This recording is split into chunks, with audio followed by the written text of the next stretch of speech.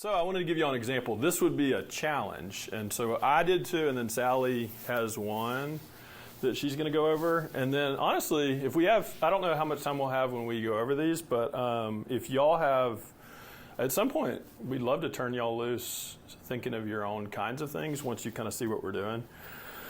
So, I mean, part of what we were trying to do is there a way of making it more accessible to cover cultural identities, but change the frame so it's not so segmented? So the typical way that you would teach a multicultural class now would be you give, a day to race, a day to gender, a day to sexual orientation, and then you'd give a half day to socioeconomic status and a half day to religion. That's kind of typically how it gets mapped out. I don't know why. It's just I've been here 15 or 20 years, and that's about how it goes. Anyway, this is my framing of why I think there might be a more open way to access that aspect of people's lives. And so I pulled a few quotes about how important place is. Have you all ever heard of Wendell Berry? People like Wendell Berry. Some people do. There are no unsacred places. There are only sacred places and desecrated places. I mean, I pulled a few quotes from him of just kind of getting at groundedness and a sense of belonging to a community, and even to some extent to land or place. And so the concept here is, if you in your life don't necessarily have a conception of the sacred or spiritual, that's okay, actually. That's, it's not like there's one thing that's good or bad. But if you're a counselor, you actually need to be prepared for the fact that anybody you relate to, they very well may have conceptions of things being sacred. So, I mean, to give you, kind of a silly example, some people may have a sense that there are evil beings in the world, demonic. In many cultures, it's not the most dominant view in the world that the self is actually very boundaried, and that you can just count on yourself having integrity and not being influenced by negative spiritual forces. So that's an example that's kind of, I guess it's a little intense, but it's not the dominant view. The current Western view isn't the dominant view in the world. And so as a counselor, you kind of want to just be flexible enough that you include your view of the world, but you open your mind to the person you're dealing with. They may very well experience the world more like what Wendell Berry says, which is that there's no such thing as, every place is sacred, and in a certain way, the sacred is closer than you think it would be. So I pulled some pictures. These are some of the most sacred places in the world. See if y'all recognize them. And I thought, in a certain way, for my lab, I would say, I think it's a sign of respect to learn the sacred places of other cultures. And we can also do that for each other. So in a certain way, if we trust each other enough, we can actually learn the things and places that are most sacred to us. It's okay if y'all don't know these. I actually had to watch that's Mount Sinai. Yeah. Anyway, so there's actually I'll show y'all a great course that goes over that's. It's not a quiz, but yeah. But wouldn't that be a good thing for us to learn? Is this the most sacred places in the world? I'm putting out there, I think this is a good mentality for us to have. And I got an award, and in my talk, I kind of did, y'all are going to laugh at this, but I basically did an ESPN top 10. and one of mine, I went down, So one of them is, I was recognizing the good work of others, and I said, remembering that the world is big. And so that one of my collaborators, he mapped all of the churches all over the world back through history. And it will give you a very concrete perspective. So I'll just show you a few snapshots. This is the U.S., so red is Christian. So these are church buildings. It costs money to build a building. So if you want to kind of give people a sense of what it means for there to be a dominant religion, this is a good way to show it. That is a very red map. If you were to zoom in and find the blue, Jewish synagogues in Georgia, there aren't as many as there are Christian buildings. And then there's data that you could look at that would give you a sense of the demographics. And, from my perspective as someone who likes to study religion and spirituality and try to help other people to kind of have a bigger view, I would say it's good for you to look at the specific sects within Christianity, because those are much, much smaller and they're very different from each other in many cases. And then if you have an intersection of that with race and possibly like political orientation, those are very different. So it's a very diverse climate in Atlanta. If you want to be prepared to do work in this area, I would suggest having a sense of that when you go into any space, there is a sense that it could be a sacred space to the person that you're asking to talk about their life. So these are more pictures of kind of the U.S. This is the world. There were a few that I kind of pulled. I mean, look at India. Kind of cool, right? So anyway, yeah, what's up? India orange, and orange is Hindu. So more Hindu, but some Muslim and some Christian and some Sikh. So India seems to be one of the more religiously diverse countries, just in terms of if you're plotting buildings, which probably means something. But what was kind of fascinating is he mapped schools too, so you can get a sense of how many churches or other religious institutions are there versus how many public schools are there. And if you compare that in different parts of the U.S., it's kind of interesting. The other thing I thought, I just pulled a few things to share. So, there's a lot of religious change happening in the U.S. So this is on my list to read, and it's kind of talking about decline of religion in the U.S. But if you look at what's happening in the world, religion is growing in the world. So, basically, I'm giving y'all kind of a quick overview just to try to almost pass a mindset of this is something that if you wanted to kind of have expertise in this area and have expertise clinically, I think you need to kind of flexible your mind or whatever, like be prepared to learn a lot, because I've been doing this a very long time, and I feel like I have some level of local expertise for where I've had experience, but it's almost impossible to kind of be a know-it-all, The other thing I'd share, so I met this guy that does a lot of the demography research, and they basically predict that by like 2070, 2080, Christianity will kind of keep going down and down in the U.S. And I was like, how do you know that, Conrad? Like I was just arguing with him a little bit in a friendly way. I was like, you're basing your data on like 60 years worth of a trend. But if you think about trends in religion, nobody knew that Rome was going to fall. Nobody knew. Think about, I don't know how much religious history y'all knew, but like some of the major things that have happened, nobody would have ever predicted. So I was like, Conrad, you don't know what's going to happen. You're just guessing, So, yeah. Well, no, he's a nice guy. So the theory that demographers have is that when places like Europe develop better social systems, people don't need religion. Some of its functionality was to support community life and support the poor and the needy in many cases, but it wasn't perfect, and the government can be more perfect.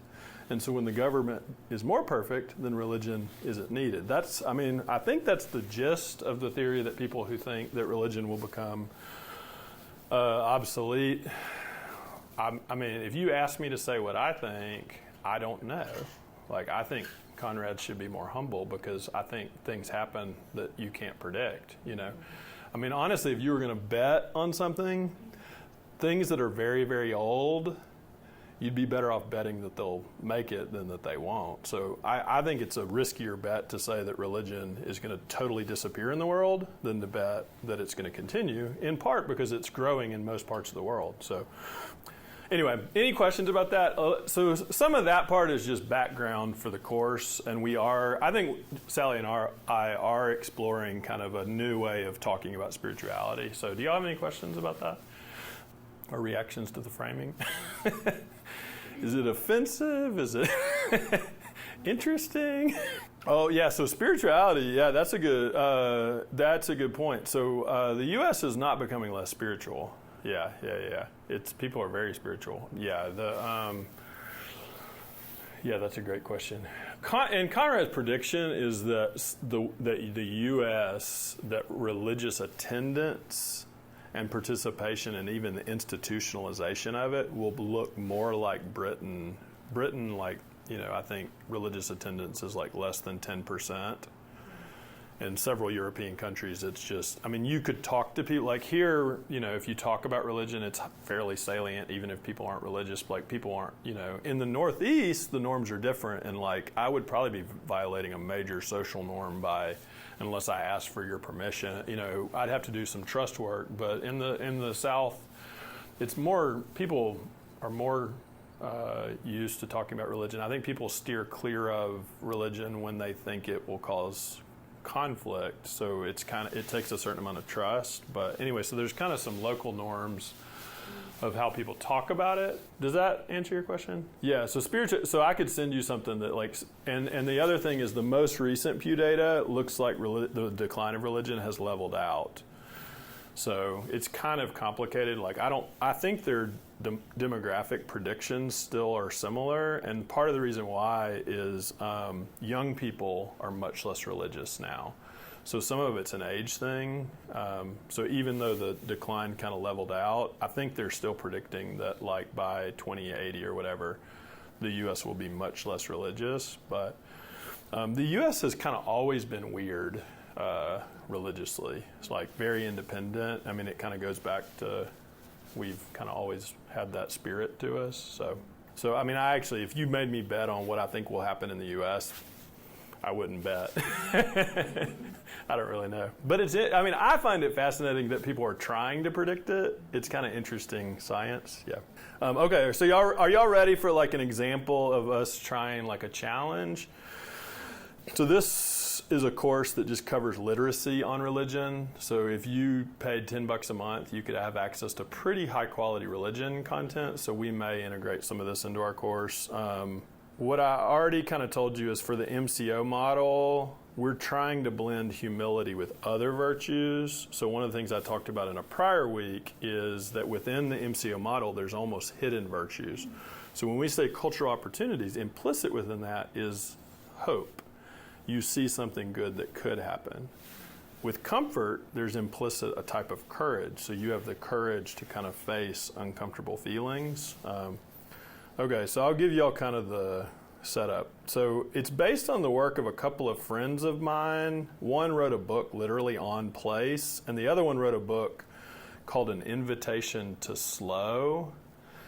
And he gets the award for just a picture where you don't even need to read the book. This is his wife. They live in like Oregon, and it's like, yes. I told y'all I'm Christian. Gary, this was my mentor when I was at Richmont. He gets the award for you don't need to read the book, but the title is perfect for Christian. Homesick for Eden. Basically, the longings of your heart for a world that is perfect, where there's no more tears, there's no more crying, you're perfectly whole. Okay, so this is the Hill Challenge. So Greater Good website, there's 36 questions you can talk about with someone, and you can develop increased intimacy. And I was already thinking about this, but several of the things that I was already thinking about doing were on this list. So what's the most precious gift or memory that you have, like someone's given you? Or I was thinking of like 50 First Dates. Do y'all remember that movie? So if you basically would be born tomorrow and you wouldn't remember anything, what would the memory be that you would want to wake up and read in your journal that would kind of remind you who you are? So that would be kind of a gentle hill. So, if we had nothing but time, I would have you turn to the person next to you. But can you think of yours? Just take a second and see if you can see what comes to mind. And I thought I would just give you, I'll share y'all mine. So I'll show y'all a few pictures and then tell you the story. So this is my family. This is me. I'm the oldest. Kelly, 2 years younger. Keith, Nikki. She didn't seem happy. Dad, my mom. We're on my dad. My dad grew up on a farm in rural South Georgia. This is my mom bringing me and dropping me off at Yale. She homeschooled us through 7th grade for religious reasons, was more religiously and politically conservative. And in a certain way, she was dropping her kid off in a place that she didn't know if she could totally trust, you know. Isn't that an interesting picture? And I think I was okay with myself, but here's my family.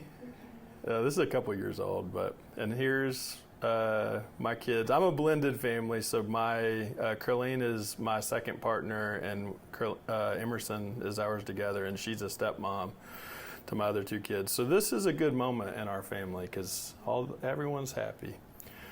And this is my mom as a kid. So, I mean, when I talk about her life, I'm conflicted about her life. And I mean, I could tell you all a longer version another time, but because of her religious upbringing, there were limitations in what she viewed as possible for her life. And I'm conflicted about that. And she gave me a gift in terms of homeschooling me and all of us doing so well that I would never disparage her gift to me either. So I just sit with that, you know. So in a certain way, when I talk about what it's like to become a psychologist, I think of acculturation models where they talk about, you know, how people are looking for an integration. So I want to stay connected to my roots and grow in a new culture. But it's hard to do sometimes because I want to stay connected to everybody I grew up with and become the person that I'm becoming. And so what can happen is you can fail with everybody. So my family could not like who I became, and my new community might not think I'm becoming. Or, you know, so you can use a 2x2. You could fail at staying connected to one community or the other is kind of the logic of that. Does that make sense? So here's the gift that she gave me. So when I was in college, I had stopped doing piano lessons when I was little. My mom was a really good musician. I gave it up. At one point we did art lessons together. If y'all went to my office, she drew a picture that's just amazing. But we did art lessons together when I was in 8th grade, and she kept going with it. But when I was in college, I was part of a Christian athlete group where I've never been in a space before where I'm the most talented musician in a group. It's never happened before. It probably won't ever happen again. But in this group, we didn't have anybody to sing and play music.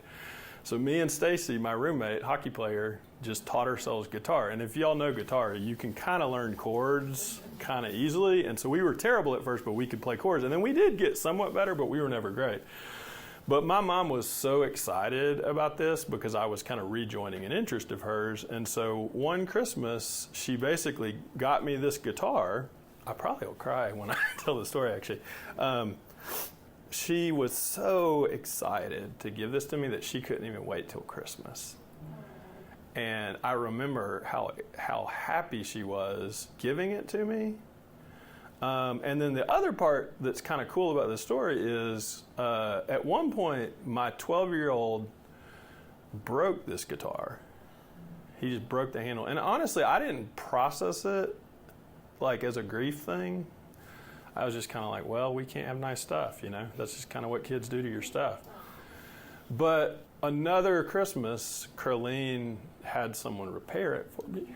And so, I mean, for me, like, I still have this guitar. I'll probably get another one day because it's not actually the best guitar. And so if I want to pick it up again, I might. But this is a memory for me that's precious, you know? So that's kind of an example. So I think if we encourage people to tell a story about gifts that have been most precious to them, it will open up a kind of friendship that's closest to what it's like to treat people's lives as sacred, whatever their understanding of the sacred is. The next one will be a little bit easier. So you could go multimodal with this. So one of the things my mom did as she was dying is she actually wrote out some things. She has a poem, and y'all probably can't quite read this, about motherhood. So y'all are welcome to read that. But the other one I thought was kind of cool is she just wrote out the things that she loves.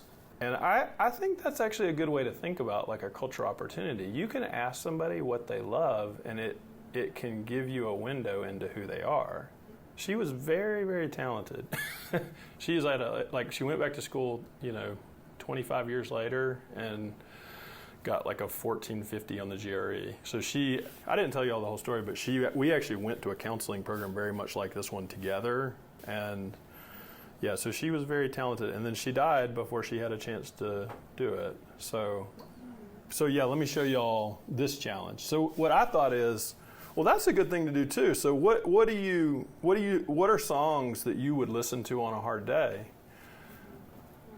If you had a friend that you liked well enough, YouTube's kind of cool. I actually just pulled the songs I like, and I could share those with you. And one of them that's kind of interesting.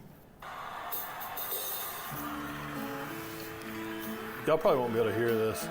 Have y'all ever seen this? So I like this song because I grew up in the South, and I just generally like it when I see things that remind me of racial healing. And so in this, I just heard someone actually talk about this, and I mean, other people may have criticized it, I don't know. But for me, she basically did an amazing song, and then someone else covered it later, and he won a Grammy for it, and then they sang this together, and the way that he treated her was just with incredible honor. And so for me, that taps something that for me that's very inspiring and is the kind of person that I would want to be. So that's an example of an activity that I would encourage people to do is to pull your songs and then talk to your MCO friend and share why these songs are meaningful. I like Country Road by John Denver. And so I pulled a bunch of different versions. And part of what's meaningful for me about that song is Carlene's dad was a white person, and he really liked John Denver. So in a certain way, we have a connection of even though we're culturally different, we found some connection points where and her dad actually died as well. So we have certain connection points that go pretty deep for us. I don't know that she necessarily likes this song as much as I do, but she likes listening, remembering John Denver. And then I pulled a bunch of love songs that I like too. So these are things you could share. So those, I think that's the next level up. Mount Rainier, this one would just take time. So listen to a great course on all the great sites in the world. And then the last one is, for yourself, what would be the equivalent of a pilgrimage? So one that our group had was going to Jerusalem, and I did go by myself with a colleague one time, but we were thinking about doing a study abroad. That's a little bit tough. One that's more local is, have y'all heard of Brian Stevenson? He has a museum in Alabama that is honoring the legacy of slavery in the U.S., and I think that's something that I would like to do either with Carlene and my kids or, but it feels kind of like similar to a pilgrimage to just kind of honor. So to me, realistically, that's going to probably take me some building up to decide how I want to do that and to honor, the space and time to give that proper recognition. But it feels like Mount Everest. Like, I think that's something that I would like to do. And I feel like other people could kind of design their own thing like that. So